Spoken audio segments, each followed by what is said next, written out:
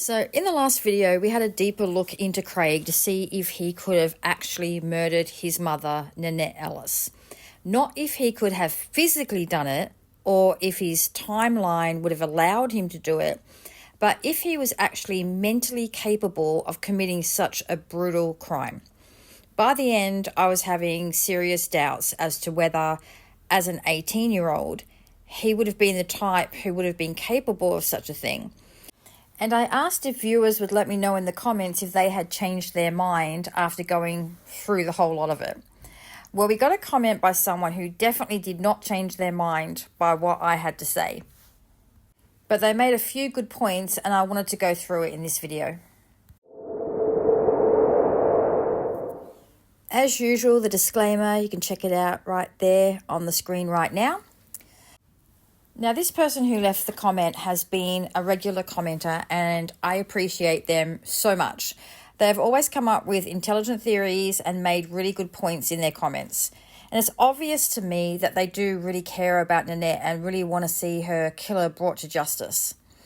That being said, it's always been obvious that Craig is their number one suspect. And that's fine, of course. Everyone has their opinion and they are entitled to it.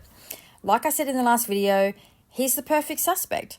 Not just because of the vicinity to the victim and his relationship to the victim, but also because of the things that he did that appear a little bit strange to a lot of people. But I'll read you the comment first, in case you haven't read it, and then I'll go through it and add my own comments. Okay, so this person said, "No one can say definitively who did it. Still the same suspect in my opinion. Too many inconsistencies, and even after 42 years, you just wouldn't forget details. Why wasn't he at the inquest? And who was ruled out via DNA of today's standards? If the inconsistencies can be answered that everyone is asking, people might think differently. Until then, he will always remain a suspect. And putting on loud music does say someone was in the house and she felt happy and comfortable to be there, if Nan was the one that put the music on. Whoever it was knew that house inside and back the front." Did I say that right? Whoever it was knew that house inside out and back the front. Maybe it's back to front. Whoever it was knew that house inside out and back to front. There's just too many clues that it wasn't some random stalker or even someone infatuated with her. And whoever slashed the tires was right there watching through the window. Brian had never been to the house, or if he did, it would only have been once. I believe he was ruled out very early in the case. Not even sure Nan met Brian. Plus you're forgetting the dog. The dog never barked at whoever it was. And even if the dog wasn't a barker, whoever did it knew that it was the case, that it didn't bark. Anyone else that didn't know her that well wouldn't have taken a chance with a large black dog. Whoever it is, the cops have the DNA, so whose is it? Or is it familial DNA and that's why they can't get a hit as the person lived there? Don't chefs wear hand gloves so they can't cut themselves, like at the abattoirs? And the other million-dollar question, why did Craig leave Nanette home by herself when he was given strict instructions that under no circumstances was she to be home alone ever? Fact is, he was the last one home. And Greg went to the neighbours knowing Craig was still there and he wouldn't have left his mum alone, so there is your answer. Plain and simple. Greg knows this, that's why he moved to Japan. Okay, so that was the comment and all really good points. But I had a comment for pretty much every single point that they made. So, firstly, no one can say definitively who did it. Well, we can't, but I think the police definitely can.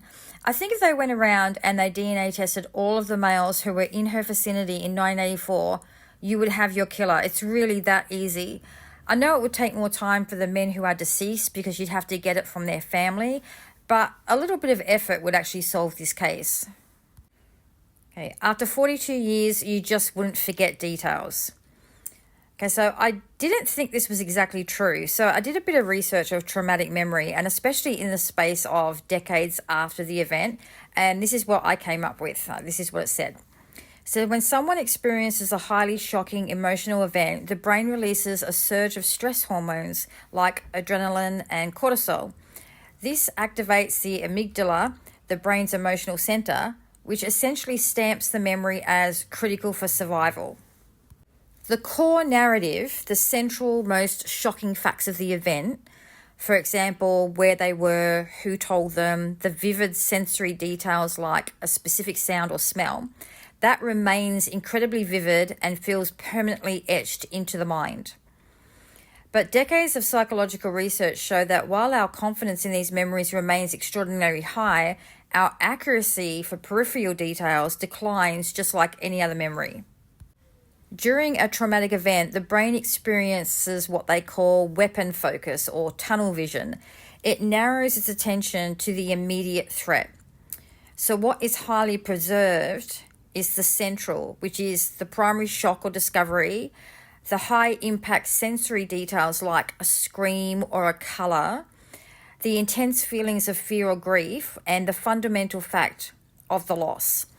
And what's easily lost over 42 years is the peripheral stuff, which might be what clothing people were wearing, the exact time of day or weather, the sequence of minor events that are leading up to it, or exact phrases that are spoken in conversation. So like when Greg gave that really good description of what the people in the street were wearing, he probably wouldn't remember that now because that's peripheral to the actual event. Whereas he probably does remember actually finding the body because that's more central to the event. Or in this case, is the actual event really, or kind of, not the actual event, I guess the aftermath, which is central to the event.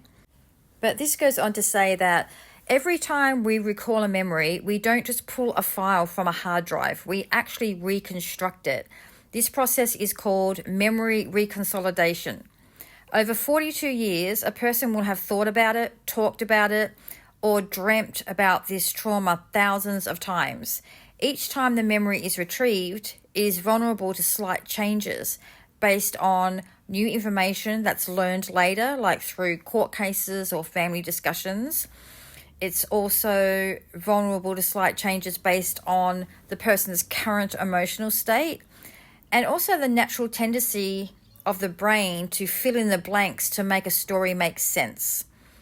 So if you were to interview a survivor 42 years later, the emotional truth and the core facts of the trauma would likely feel as real and clear as if it happened yesterday. However, objective details like dates, exact layouts, or timelines would likely be blurred, missing, or unintentionally altered by the passage of time. So when you're thinking or saying that, Craig doesn't remember details or he has changed details or whatever, or it appears that he may have forgotten certain things, try to think about whether those things are the central details or if they're peripheral details. Because that might help you to kind of understand if maybe Craig is forgetting certain details or if he is lying about certain details. Okay, why wasn't he at the inquest? Well, we all want to know that. I did some research on this too, and just to see how the inquest works. And it's actually the coroner who decides who is going to give evidence. The coroner's lawyer reviews all the police files, medical reports, and initial statements, and then puts together a proposed list of key witnesses, such as eyewitnesses, police officers, doctors, or independent experts. Now, the family of the deceased person can request that a specific person be called, but we don't even know if Nanette's family knew this. Maybe nobody even told them. In interactions I've had with courts, I've found that they don't tell you much unless you specifically ask a specific question, and even then they might not tell you everything. And if they did know that that was a possibility, that was something that they could do, maybe none of the family thought that what Craig had to say was really relevant. But in the end, it is the coroner who decides who is going to appear. Now, in this case, the coroner was Mr. H.F. Adams, and I doubt he's still alive, so we wouldn't be able to actually ask him why he overlooked Craig, but I would hazard a guess that he just didn't think Craig's testimony was pertinent. Now, that being said, it does seem weird to me that the last person in the house would not be called. But if he did leave before she got home, he wasn't even the last person to see her alive. That would be the witness who saw her driving into her house at 5:15, and that person did go to the inquest. And before that, it would have been the receptionist, and she also did go to the inquest. And before that, though, it would have been any number of people that she interacted with during that day. And the lawyer who put together the list also didn't think that Craig could offer any insight. So it doesn't seem to me that Craig really had any input to that whole process. Okay, next one, and who was ruled out via DNA of today's standards? If the inconsistencies can be answered that everyone is asking, people might think differently. Yes, I absolutely agree with this. Absolutely agree. Now, when I asked Kyle Simpson if the police had DNA, he wouldn't even tell me, which boggles my mind because I know that police can't just give out information because they need it to convict someone if they actually get someone, they arrest somebody. But how is knowing if there is DNA going to affect the case at all? I mean, the killer obviously knows he probably left his DNA there. Now, don't tell me he hasn't thought about it a million times over the last 42 years. And he also probably heard Craig talking about Max being ruled out by DNA on the podcast, so it's hardly a secret.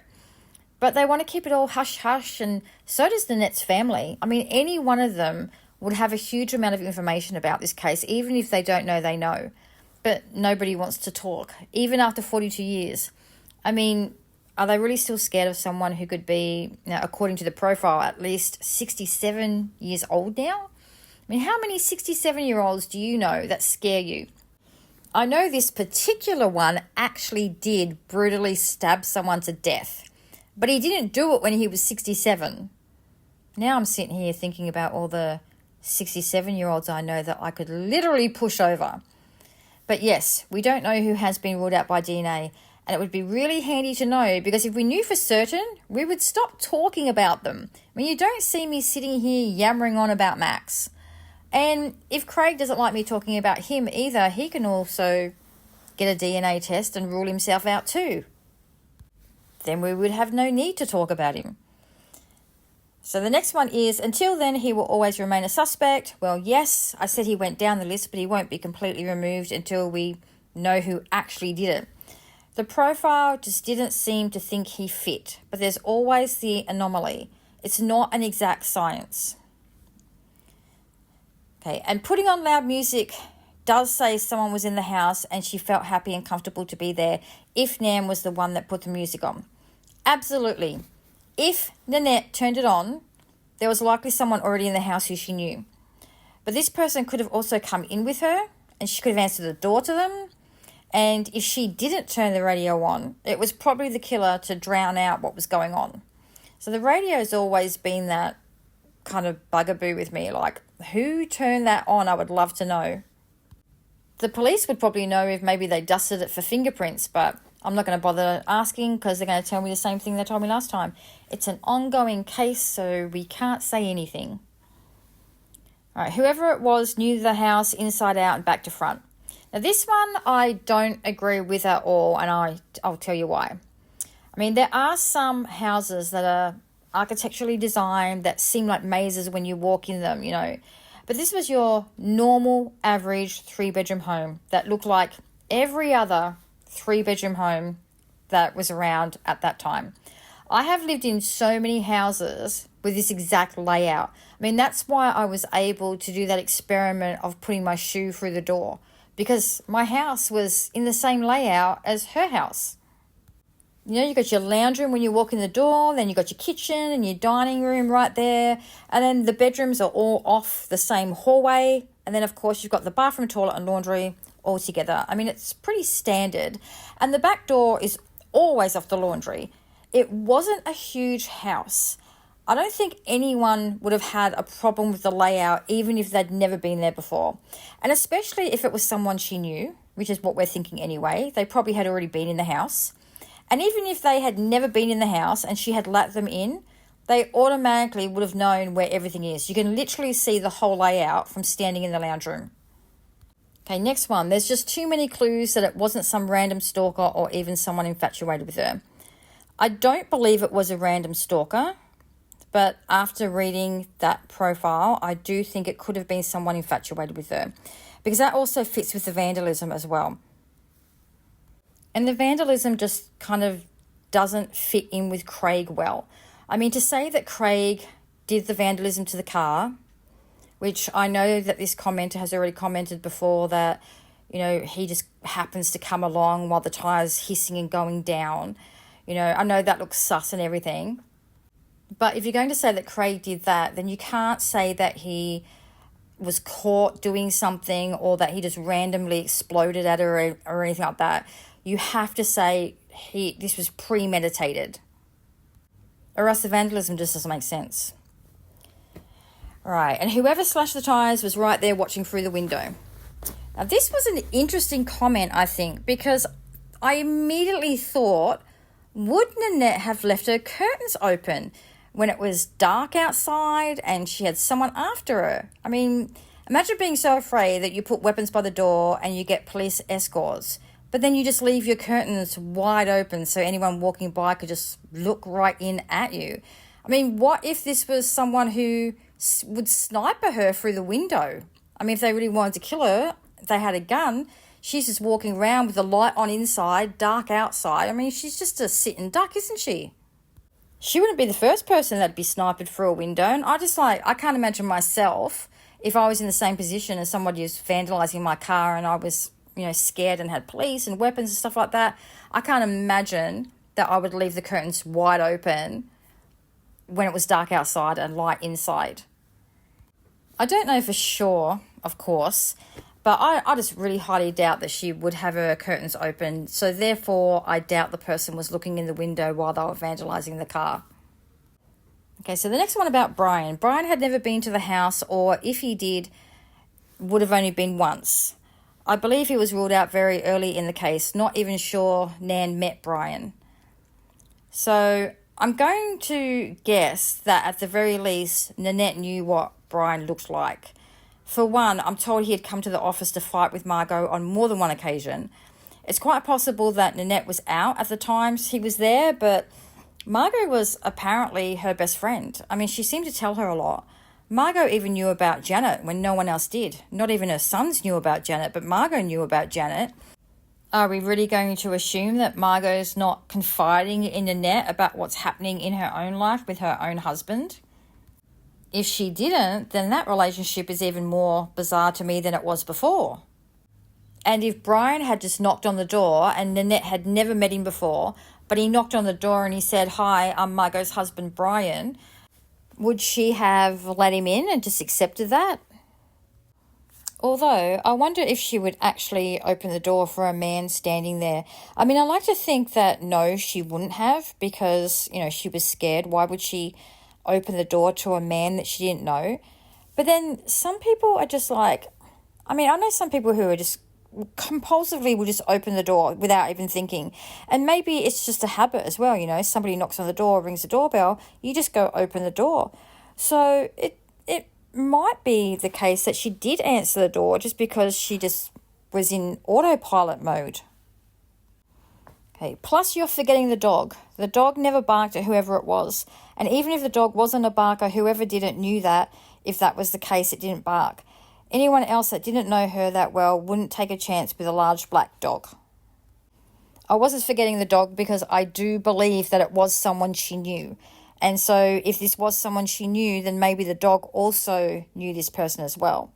But there are plenty of people as well that the dog wouldn't have barked at. I mean, just a couple of days before the murder, Nanette had 5 or 6 adult females and 4 late teen to early 20-year-old males in her house, and the dog wasn't barking at them. Well, I'm assuming the dog wasn't barking at them. If the dog was barking at them, I'm sure one of the boys or Nanette would have told it to be quiet. So if we're talking about suspects that the dog wouldn't have barked at, that's 9 or 10 people right there in that one night that can be suspects because the dog wouldn't have barked at them.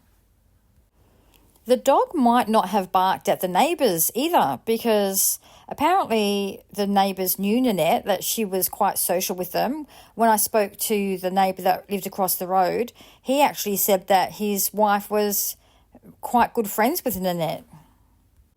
And we do also know that she had her car parked in somebody's garage for a little while. That was a neighbour that was across the road. And I think that the Hesses that were next door, where the number plate was and where the paint was and everything. Now, I know I read somewhere, I think it was Greg that had said that the Lance Hess had come over at the time, but I couldn't find it anywhere. So I'm not going to say that for absolute sure, but it did seem to me that Nanette actually was quite friendly with a lot of the neighbours. So there could be a lot of neighbours too that the dog might not have barked at. And we can also say, who says the dog didn't bark? I mean, maybe the dog barked when the person first arrived, but stopped when it realised that Nanette knew them. And the dog didn't try to attack this person either. So it's obviously a bit more on the timid side, not the attacky side. And I think it was an outside dog because there's a kennel in the backyard. So I was assuming that it was an outside dog. But as we know, this event came outside. But it doesn't appear that the dog tried to attack this person who was obviously attacking his master. So maybe the dog was just scared out of its mind. Hair from the dog was found in her hand. I'm assuming that he's come over to give her a bit of a sniff after she's already died. But definitely there doesn't seem to have been any signs that he tried to attack this individual in any way. And just as I'm saying this, I can hear a dog barking in the distance like I do all of the time. But if someone was murdered tonight and the police asked me if I heard a dog barking, I probably wouldn't remember. It's just something that you hear all the time in neighbourhoods, so you don't really notice the barking or the absence of the barking. I mean, even though I hear dogs barking all the time, I don't sit here ever and think, oh, look, there's no dogs barking. It just doesn't cross your mind. So the next bit, is it familial DNA and that's why they can't get a hit as the person lived there? Now, I don't know for sure, of course, because I know nothing for sure. But if I had to place a bet, I would bet that they haven't even run any familial DNA tests. Like I said, just DNA test all the dudes that were around her and this case is solved.